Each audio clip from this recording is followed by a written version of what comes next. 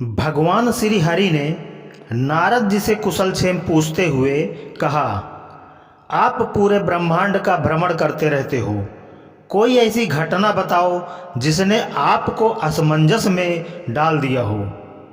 नारद जी ने उत्तर देते हुए कहा, प्रभु, अभी मैं एक जंगल से आ रहा हूँ। वहाँ एक गाय दलदल में फंसी हुई थी।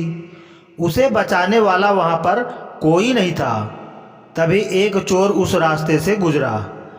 वह गाय को फंसा हुआ देखकर भी नहीं रुका, उल्टे उस पर ही पैर रखकर दलदल को लांघकर निकल गया। आगे जाकर उसे सोने की मोहरों से भरी एक थैली मिल गई। थोड़ी देर के पश्चात वहां से एक वृद्ध साधु गुजरा। उसने गाय को बचाने के लिए अपनी पूरी ताकत लगा दी। अपना पूरा जोर लगाकर उसने गाय को तो बचा लिया। मैंने देखा कि उस गाय को दलदल से निकालने के बाद वह साधु आगे जाकर एक गड्ढे में गिर गया और उसे चोट लग गई। भगवान, आप ही बताइए, भला यह कौन सा न्याय है। भगवान मुस्कुराए, फिर बोले, नारद, यह बिल्कुल ही सही हुआ। जो चोर गाय के ऊपर पैर रखकर भागा था, उसके भाग्य से उसे एक खजाना मिलना था। उसके इस अपराध के कारण उसे केवल कुछ मोहरें ही मिल सकी। वहीं उस साधु को गड्ढे में इसलिए गिरना पड़ा क्योंकि उसके भाग्य में मृत्यु लिखी थी। गाय को बचाने के पुण्य कर्म के कारण उसके पुण्य बढ़ गए और उसकी मृत्यु एक छोटी सी चोट में बदल गई। इसीलिए कहते हैं कि इंसान के कर्मों से ही उसका भाग्य निर्धारित होता है।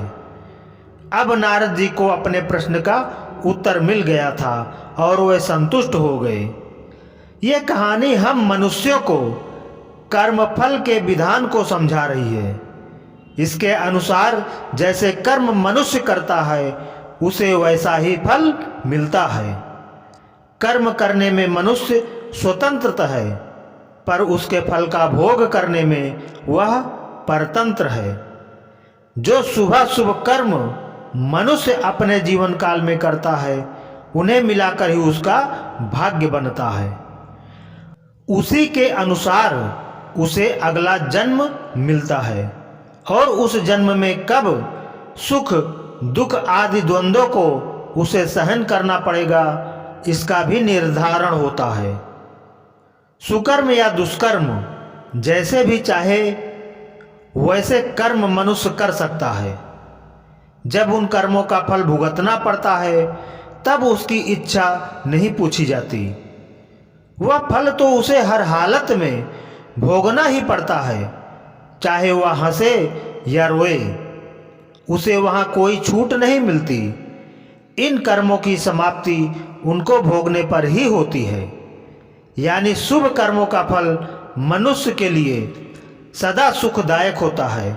इसके विपरीत उसके दुष्कृत्यों का फल उसके लिए हमेशा दुखदायक होता है।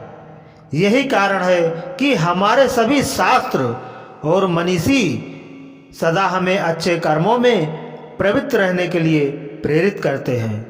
तो दोस्तों, आज का ये वीडियो अच्छी लगे तो लाइक करें, शेयर करें और हमारे चैनल को सब्सक्राइब करना न भूलें। धन्यवाद।